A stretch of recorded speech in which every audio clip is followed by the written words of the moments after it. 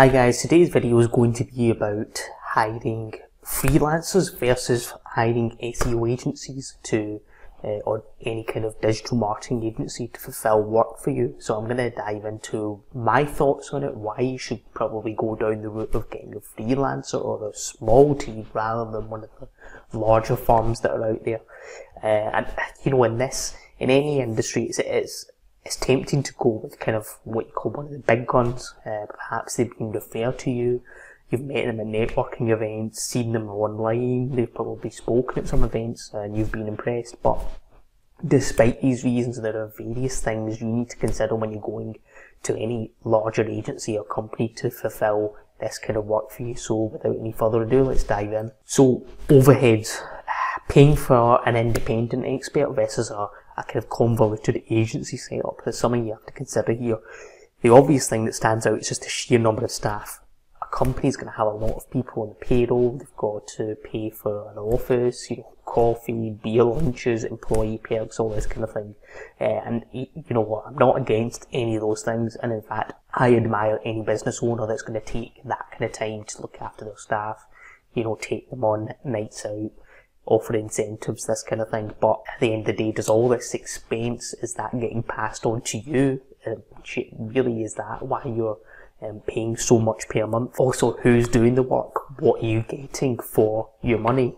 When you're working with an individual, transparency is often top of the agenda. It's very easy to know what work's being done, when it's being done, and the plan going forward. You'll get a straight answer. When you're hiring an agency, especially if there are multiple members of staff, it's going to become confused. You won't really ever know who's doing what in exact detail. They might have their own internal systems or chats or, chat rooms that you can access. And if you don't know what's being done, how do you really know what you're paying for? Staff turnover, big issue here with the larger agencies. When things are going swimmingly, the campaigns are working, the right targets are getting hit, then it's clear that the agency structure and it's the efficiency of, the individuals within that company are at its best. That means it's working. But as with any company, that only holds true while those staff are still employed there. Once people start leaving for whatever reason, that could all soon change. Now, I know myself, even from years of managing when I was in the pharmacy sector and corporate sector, and from friends who've worked in digital marketing agencies, that one person leaving can sometimes cause like an almost diaspora of others jumping ship. Especially in SEO agencies or any other digital marketing firms, the staff turnover can be pretty high.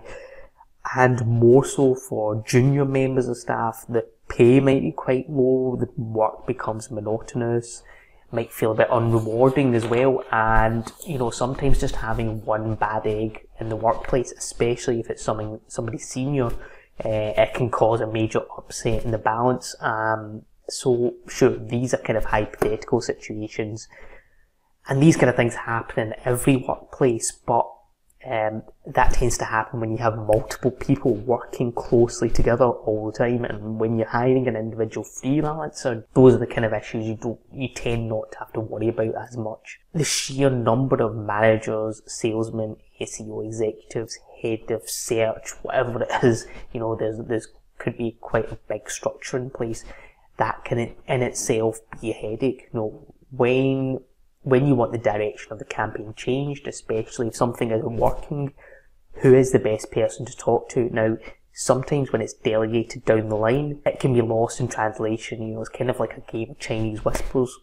Plus, there's a lot of SEO salesmen that are just that. They're salesmen, or salesperson to be politically correct. They are not going to be that clued up about exactly what the work entails, and I've found that sometimes you don't know that what they've promised is the reality of what you're going to get if they don't actually understand the work. Now, marketing agencies can be a very creative place, they're relaxing places to work. With that though, is that what's truly going to benefit your business? How do you know if the SEO team is truly doing their best to get you results?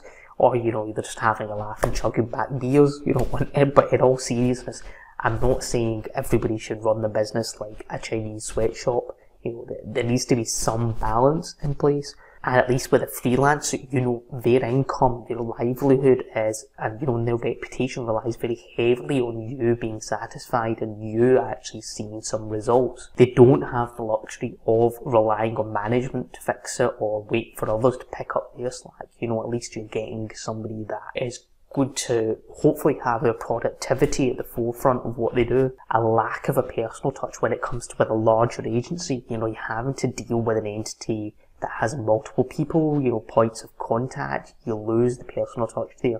There's also so much that gets delegated, there's managers, hierarchy in place, you know, you get people that are just there to have the paycheck, to get the paycheck at the end of the month, you know, and so the personal touch gets lost. And when something isn't working, it's much easier for a freelancer to adapt what they're doing and change the direction of their strategy, you know, since it's just them and it's, you know, maybe, you know, one or two other people helping them. You know, there's no need for much kind of delegation and it shouldn't really cause too much upheaval. Whereas I've seen this in many workplaces, not just in the digital sector. Once changes are made and things need to be adapted, not everybody picks up on that change. At the same time, it might take somebody a bit longer to get their head around it. Again, things get lost in translation, people misinterpret, things don't get delegated properly, you know, you get the idea, causes issues.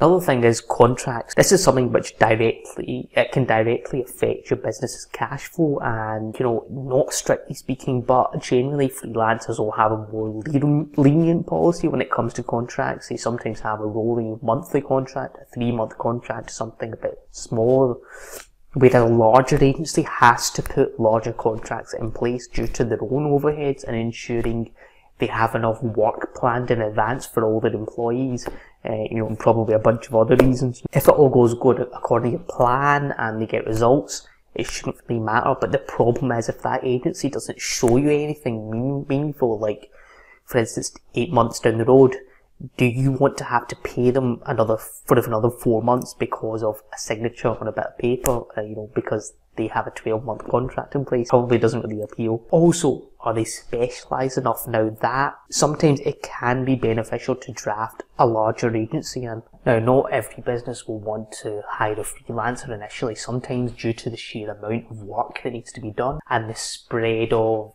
skill sets that's needed, it can be beneficial to draft a larger company in. Now, often they can develop a whole new website, they can do technical on-page work across, you know, especially important if you've got thousands of product pages, you know, a lot of the grunt work that you don't have time to handle yourself. But after you've gone to the point where you've done your own page SEO, you know, you've done everything leading up to that point, what else is left? For example, you could find yourself in a position down the line where you only really need links. You need somebody to do link building and maybe to help with content ideation. And that's where specialisation has an advantage. Problem with larger firms is they often spread themselves too thinly across all their services. And sure, they say they can do content ideation, link building, pay-per-click, social media management, or whatever else is thrown at them. But you have to think realistically, what is the quality of all those individual services going to be? Can they do them at the same level of competency as somebody who specialises in that specific skill? So that's food for thought, something to think about.